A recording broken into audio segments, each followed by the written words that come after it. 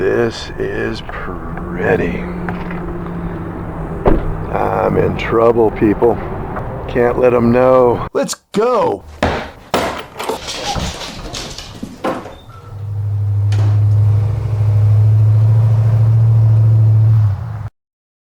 So, got about an hour and 10-minute drive, and we'll reconvene in the parking lot of the dealership.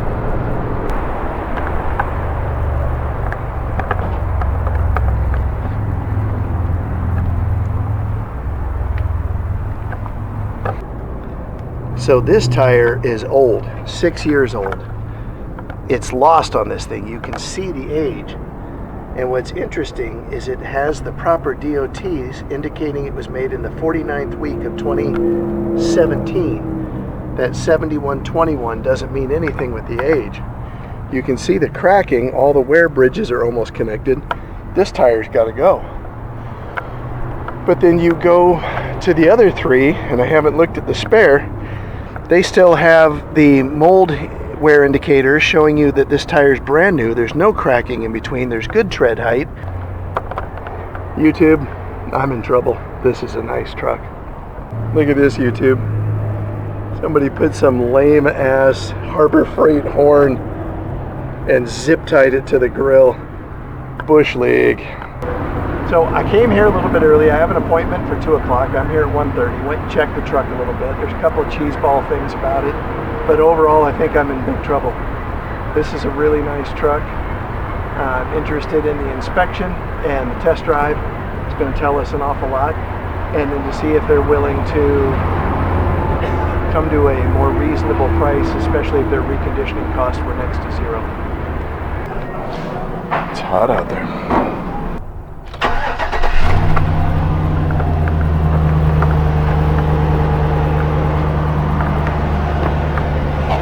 I just wanted to hear it turn over. Yeah, for sure.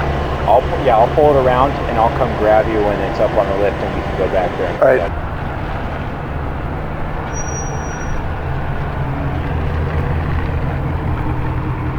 Well, if it dripped a drop, it didn't drop a drip there. Fascinating. A collection of engines.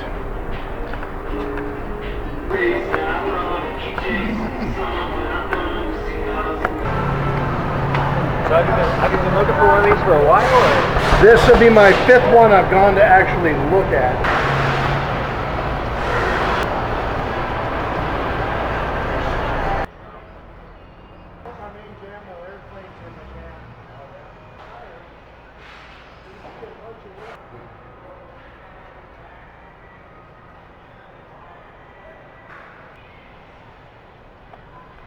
Can we bring it down? It's a pistol safe. Oh, is it? Why is there always only one key fob? There are people out there that think it's a great conspiracy to sell keys. Nine, but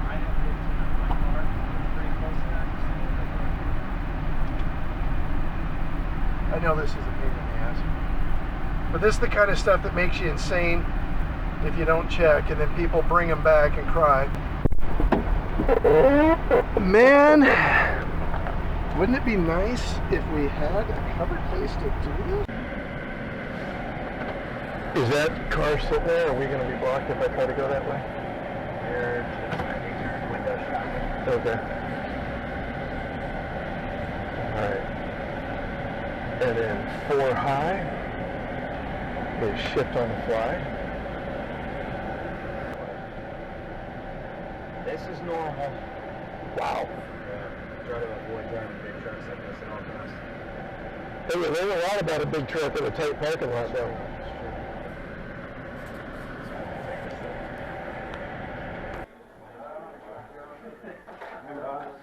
This is Derek right here. He's my guy. How you doing? I'm one of the sales managers here. Nice to meet you, sir. Pleasure. Well, so what do we think of the truck? It's got a lot of positives. Okay. It's got a few negatives. The cosmetic stuff isn't the end of the world. The 2 minor accidents they're reporting, I'm guessing those are dings and scrapes. There's a little crack in the chrome in the front nose. There's 1 tire on it that absolutely has to get replaced before it can go home. The other 3 are in great shape. but there is an engine noise.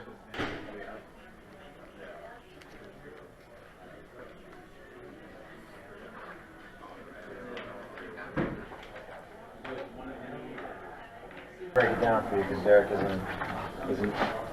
It's well equipped. There we go. Yeah. Okay, so they were saying that basically the engine noise could most definitely probably be explained because of the aftermarket filter on it. Just adds a lot more engine noise into it. And as far as we know, on the tires, they're all. The tread depth is 12 on all of them, so they don't go by years. Not even close. Okay, so I mean we can measure them with you and look and see. I'll go show you. And that engine noise, I've had 7 Chevys, all with aftermarket air cleaners. That is not aftermarket air cleaner. That is a mechanical issue that needs to be corrected.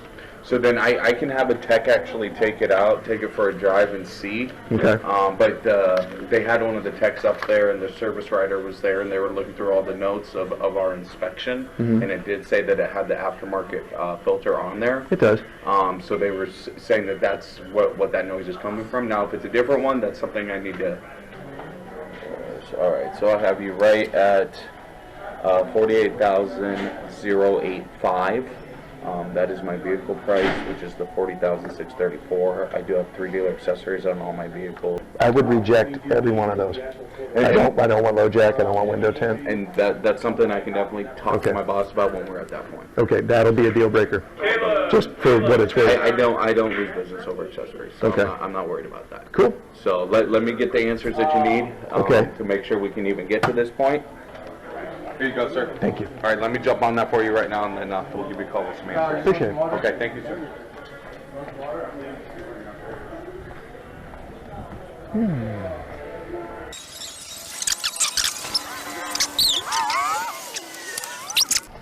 Whew! Mercy.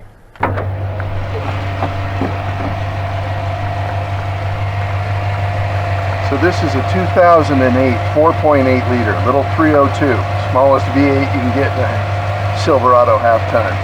This is a typical cold air intake, professionally installed with a proper box, properly maintained. So Mr. Sales Manager, that's what a cold air intake sounds like on a well-maintained, properly running, mechanically sound truck. Let's retreat to our global headquarters in a nondescript trailer deep in the mountains of Arizona, and let's talk about where this deal went and what happened. So, they don't like customers like me. I'm okay with that. They have to work hard for their money and their margins are slim. Just because the truck was $40,000 out the door, they wanted $48,000 with $2,600 worth of dealer accessories, 8 point something sales tax, yada yada yada. They probably picked it up at auction for $26,000 to $30,000, and if they can't get a reasonable margin out of it, it'll go right back to auction. They inspected it and they found that noise right below the shift point every time through all of the gears as fast as I could get going on the test drive. It was traffic and et cetera, et cetera. When I brought up the very real mechanical problems that vehicle had, his countenance changed exactly. If he had had faith in that vehicle and his process and he knew that was a good truck, he would have pushed back. Instead, he gave a heartless defense of their billion-point inspection and pretended to go talk to the service manager. I could see in the reflection of 2 pieces of glass that he was just standing around the corner. Didn't look like he was really following up.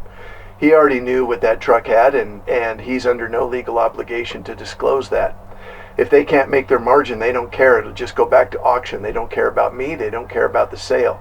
In 2023, $40,000 means nothing to them because they're lucky to net $6,500 when they're all said and done. The salespeople aren't making commission, per se, percentages. They have to sell 3 vehicles in a month to hit the first tier of spiffs, and then tiers after that. The salespeople are all competing against each other. It was a shark tank in there. Not an environment that I want to go shopping for an heirloom truck. Now, I had employed the concept that siren is not my problem anymore. God bless who's ever responding to that right now. Be sharp, be smart, keep your head on a swivel. come home tonight. Come home to your family. It's a retired canine barking at it because that Malinois is used to working. Maligator never goes off duty.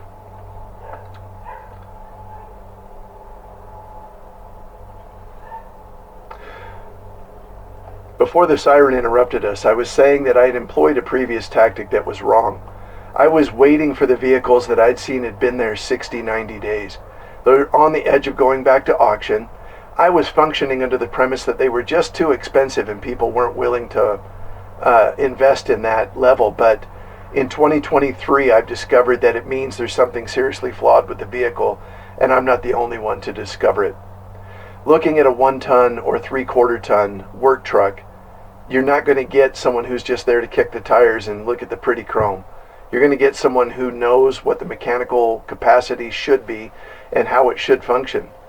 Salespeople, why don't you connect that buyer with the service people? Why not get the service people part of that chain of sale so that you can satisfy my mechanical curiosity? Well, you know why? Because you know you got a vehicle that's not mechanically sound, and you don't want to help the purchasing person discover that. Well, hi there, kiddos. I got 2 dogs. You come to save me from myself? You come to save YouTube from my never-ending rant about used car salesmen? So, regardless of how much I may like a truck initially, upon inspection, it will reveal its flaws. When you go to inspect a used vehicle, assume there's something catastrophically wrong with it, and it's just up to you to find it. Assume that. Doesn't necessarily mean you're pessimistic and you're negative and you're going in looking for things to be wrong, but if you assume something is wrong, then you're looking as though you're trying to discover something. When you do a pre-flight inspection on an airplane, you assume something is wrong, and that way your pre-flight inspections are not routine.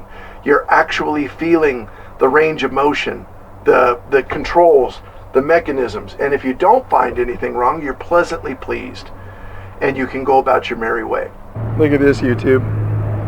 Somebody put some lame-ass Harbor Freight horn and zip-tied it to the grill. Bush league.